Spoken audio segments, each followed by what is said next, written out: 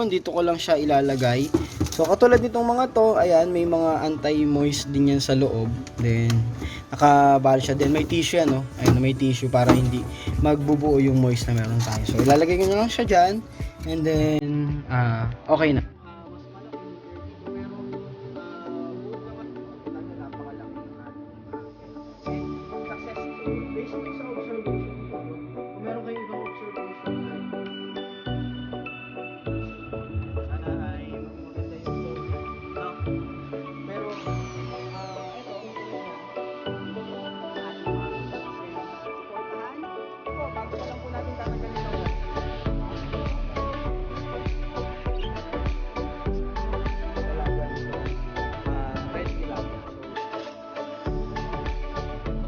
What's up guys? For today's video ay ipapakita natin kung paano natin itatabi yung seeds na meron tayo. Itong procedure natin ay applicable din sa iba na seeds, kung yan man ay pelletized, coated, or raw seeds lang na meron tayo. So, ganito rin po natin siya gagawin. So, in this video ay Dabi ang ipapakita natin, and we all know si Dabi naman ay pelletized seeds, no? And upon opening doon sa ating can na katulad nito, ay hindi na natin siya matatakpan kasi nabuksan na siya. Hindi siya katulad ng iba na resealable or yung pwede nating ipitan lang. No, ito ay hindi. So, ngayon ay papakita ko sa inyo siya, no? So dito, ayan, naitabi ko na si Dabi dito sa mga case na to. And usually ito ay mga lagayan na gamit na pinaglalagyan ng gamot. So ayan po, no, nasa loob niyan. Ayan. Then ito yung isa. Pero kung meron naman kayong mga gantong case na talagang matitigas, ayan, pwede nyo siyang lagyan. Pero hindi ko na siya ililipat kasi pag nilipat ko mabasag pa yung mga coat nitong mga seeds na yan. Ayan. Okay? Pero dito, ang ginawa ko ay nilagyan ko lang siya ng anti-moist katulad nito. So, itong mga anti-moist na to ay ganito yung available sa sapatos, no? Yung mga nabibili. Pag bumili kayo ng sapatos, sa loob nito ay meron nito. And then, sa loob nun ay meron nito. And then, ito naman ay kasama sa lagayan na to pag bumili kayo ng vitamins, no? Ayan. So, lalagay ko lang siya sa loob. Ayan. Huwag nyo lang diinan kasi baka masira yung ating seeds. Teka lang. Puwasan ko lang muna. Ayan. So, yan. Lalagay ko lang siya sa loob. Then, ipapatong ko ulit. Ibabalik ko ulit yung mga seeds na nagamit na. Ayan. So, para magtuloy-tuloy yung quality ng seeds na meron tayo. So, ayan. Then, tatakpan lang natin siya. Ayan. Then, itong kabila ay ganito ilalagay siya. So, pwede ba na direkta na yang ilagay doon sa ref?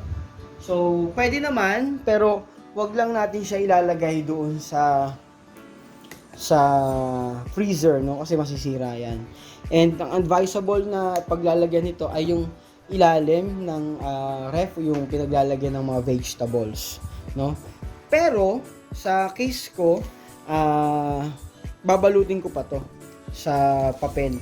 So, itong papel na to, ito yung mga papel naman na nakuha ko sa sapatos. Ayan, sorry. Ayan, nakuha ko sa sapatos yan. Then, ilalagay ko siya doon. O, babalutan ko pa siya. So, pagkabalot ko, ayan. Pagkabalot ko, balutan nyo lang mabuti. So, alam naman natin na itong papel na to ay absorbent din ng moist. So, sa loob, meron tayong moist absorber. Then, nilagyan pa natin siya ng papel. So, pwede namang dyaryo din. No? Ayan. Ayan. So, lalagay lang natin siya. And then, ayan, nabalot na natin. Ngayon, after nyan, ay ilalagay naman natin siya sa resealable cup. Resealable, ito kung anong tawag man dito. Then, para hindi talaga siya pasukin ng moist. Ayan. Ilagay nyo lang siya.